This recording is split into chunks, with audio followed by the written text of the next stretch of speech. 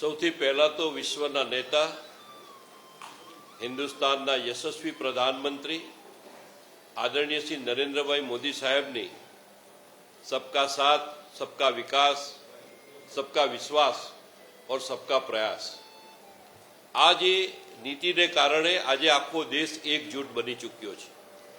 ત્યારે કોંગ્રેસના શ્રીમાન રાહુલ ગાંધીએ ફરીથી એક વખત વોટ બેંકની રાજનીતિ, તુષ્ટિકરણની રાજનીતિ અને જૂઠ પર જૂઠ બોલવાની રાજનીતિનો અમલ કર્યો છે।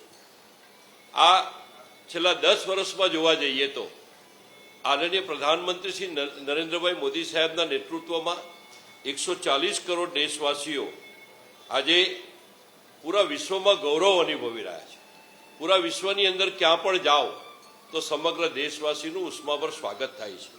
તો ત્યારે હિન્દુસ્તાનની અંદર જે પ્રમાણે કોંગ્રેસ જ્ઞાતિ, જાતિ, સંપ્રદાયની, વોટ બેંકની, તુષ્ટિકરણની રાજનીતિ રમે છે, ત્યારે એની સામે નરેન્દ્રભાઈ મોદી સાહેબે 2024ની ચૂંટણીમાં એમણે કહ્યું છે કે આ દેશનો યુવા, આ દેશની મહિલા, આ દેશના કિસાન અને આ દેશના ગરીબમાં ગરીબ વ્યક્તિઓને વિકસિત ભારત તહત આગામી 25 વર્ષમાં તેઓનું નેતૃત્વ વધે, તેઓ વિકસિત થાય અને સર્વે સુખી થાય, આ પ્રકારની જે આખી વિકસિત ભારતની કલ્પના સાથે યુવા, મહિલા, કિસાન અને ગરીબ વર્ગને જોડ્યો છે, એના વિકાસને વેગ આપવાનું કામ શરૂઆત થઈ છે, જેને કારણે શ્રીમાન રાહુલ ગાંધી બોખલાઈ ગયા છે। અને આ જ કારણસર ઓબીસી સમાજનું અપમાન કરવું, ઓબીસી સમાજને ચોર કહેવા, સારે મોદી ચોર હે, આ પ્રકારની વાત કરવી એ ફરીથી એક વખત સમગ્ર ઓબીસી સમાજનું અપમાન કરી રહ્યા છે। અને ત્યારે નરેન્દ્રભાઈ મોદી સાહેબે હમણાં જ કહ્યું હતું કે આપણે રાજનીતિ કરતા રાષ્ટ્રનીતિની ઓર આગે बढ़ીએ, પરંતુ ફરીથી એક વખત કોંગ્રેસ માત્ર ને માત્ર વોટ બેંકની, તુષ્ટિકરણની રાજનીતિ કરીને એ જૂઠ પર જૂઠ બોલી રહી છે। એમણે કહ્યું 2000ની સાલમાં મોદી સાહેબે આ ગુજરાતની અંદર તેલી સમાજને ઓબીસી સમાજમાં સામેલ કર્યો।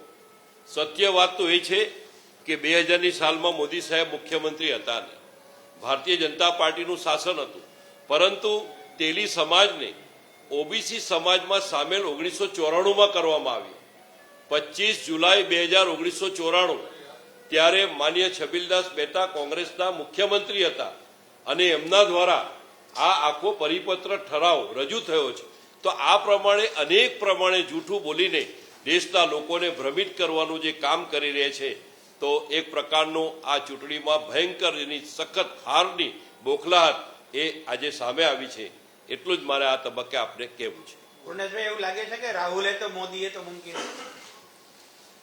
देखिए, पूरे विश्व में सबको पता है कि मोदी है तो मुमकिन है, लेकिन इधर आप श्रीमान राहुल गांधी जी की पिछले 10 सालों की बात करोगे, वो एक पर एक ऐसे ऐसे निवेदन दे रहे हैं, उसकी वजह से उनकी क्या इमेज बनी हुई है वो आज पूरा संसार जान चुका है।